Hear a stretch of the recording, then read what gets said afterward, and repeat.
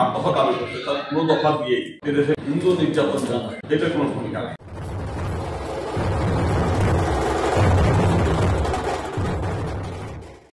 পরবর্তীকালে 2008 সালে তখন আওয়ামী লীগ ক্ষমতায় আসলো, তখন আওয়ামী লীগের সাথে আমরা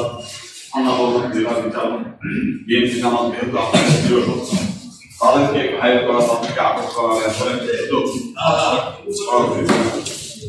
তখন আওয়ামী লীগ এটা করে পরে আমরা হাইকোর্টে রিট করে নিজের পরিপ্রেক্ষিতে আজকে তিনি মহামান্য রাষ্ট্রপতি আছেন, তার নেতৃত্বে একটা কমিশন সাবলীল কমিশন আপনার নেটের সার্ভিসে আপনার পেয়ে যাবেন। সেই কমিশনের কাছে 25,000-এর উপরে অভিযোগ জমা হবে।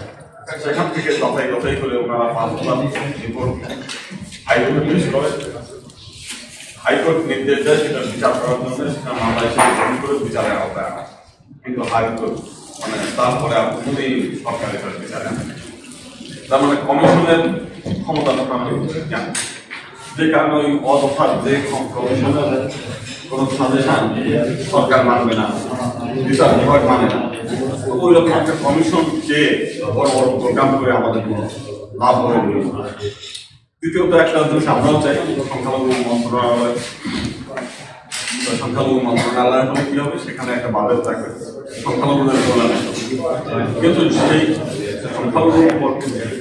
বিশেষ যিনি মন্ত্রণালয়ের মন্ত্রী হবেন তিনি কি তার উপর নির্ভর করে হচ্ছে যে সংখ্যালঘুদের এখন দেখা গেল সামনে নির্বাচন আছে, নির্বাচনে বিএনপি ক্ষমতা আছে, বিএনপি 22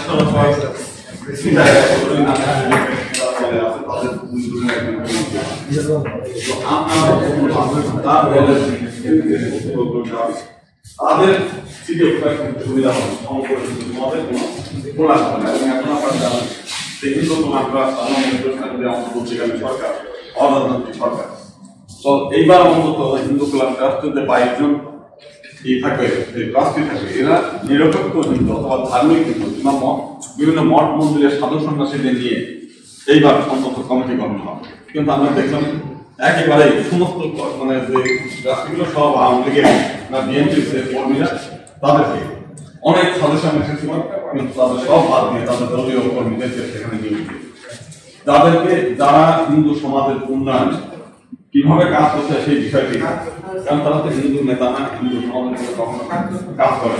তারা আওয়ামী লীগের বিএনপির নেতা, যে কারণে এখন এই যে বিএনপি ক্ষমতায় আসে নাই, কিন্তু এখনই বিভিন্ন মন্দিরগুলো বিশেষ করে রমনা কালী মন্দির থেকে আরম্ভ করে সিদ্ধেশ্বরী মন্দির থেকে আরম্ভ করে শনি মন্দির এবং সবগুলো মন্দিরগুলো কিন্তু নেতা কর্মীরা দখল করে নিয়ে তাদের কমিটি করেছে।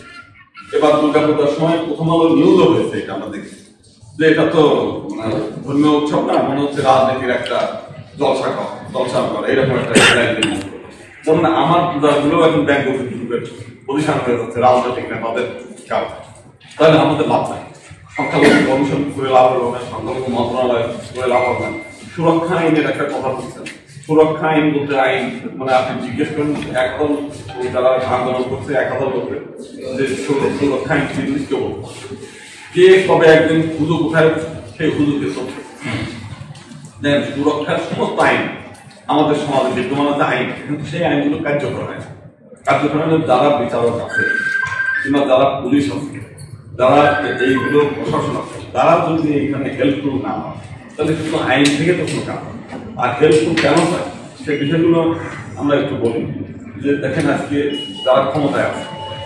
যারা ক্ষমতায় নাই কিন্তু তবুও আজকে আমরা তারেক রহমানকে কিন্তু কোথায় হাতে দিতে দেখি, কিন্তু অলরেডি মামলা একটার পর একটা শেষ হয়ে যাচ্ছে। আমাদের যিনি বিএনপি নেত্রী ছিলেন খালেদা জিয়া, তিনিও কিন্তু কোথায় হাতে দিচ্ছেন, কিন্তু আপনার আমার ক্ষেত্রে কিন্তু আপনি আগে জেলের বসেন, এরপরে শুনানি করেন, আপনার জামিন দিলে দিকে না যে আবার আপিল করেন,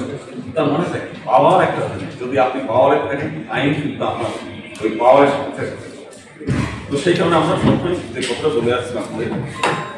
সংখ্যালঘুদের জন্য প্রতি পার্লামেন্টে সিট এসে চাই, মানে সিট আগে কথা পাওয়ার থেকে আপনার আইন কাজ আছে। এছাড়া আরো কয়েকটা দাবি দেওয়া আছে, সুন্দর দাবি যে আপনার কি বলে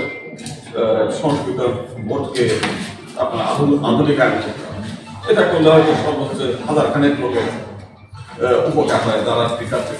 তার জন্য কিন্তু হিন্দু নির্যাতন বন্ধ এটা কোনো ভূমিকা নেই। এবং যে 8 দফা দাবি করছে তার কোনো দফা দিয়েই এদেশে হিন্দু নির্যাতন বন্ধের কোনো ঠিক হয়। দুর্গাপূজায় 3 দিনের তার মধ্যে একদিন ছুটি দিচ্ছে। এতে কি হয়, কিছু মানুষ মহিলারা যারা আছেন যারা একটু আর্থিকভাবে সচ্ছল, ওই ষষ্ঠীর দিন একটা শাড়ি করবে, সপ্তমীর দিন আর একটা করবে, অষ্টমীর দিন সকালে একটা করবে, বিকালে আর একটা করবে, নবমীর দিন সকালে বিকালে দশমীর দিন আর একটা শাড়ি করে ঘুরে বেড়ানো যায়। ফুল দুর্গা কোনটা মাধুরী দীক্ষিতের মতো, কোনটা সত্য রায়ের মতো এই সমস্ত চর্চা করা ছাড়া আনন্দ উৎসব ঘুরে বেড়ানো ছাড়া কিন্তু হিন্দু নির্যাতন সমাজ রক্ষার ক্ষমতায়নে কিন্তু এদের আমরাও সেগুলো তাই না, এগুলো হচ্ছে একটা অপশনাল। কিন্তু এখন যেটা দরকার, যদি হিন্দুই না তাহলে দুর্গাপূজা 3 দিনের ছুটি দিয়ে কি করবে না, দিয়ে কি করবে না মন্ত্রণালয় দিয়ে। সেই কারণে আমরা প্রথমে যে হিন্দুদের আগে রক্ষা করতে হবে, আর হিন্দু রক্ষা করতে গেলে আমাদের সেই মহাভারতের ভগবান যে অবশ্যই ক্ষমতা আমাদের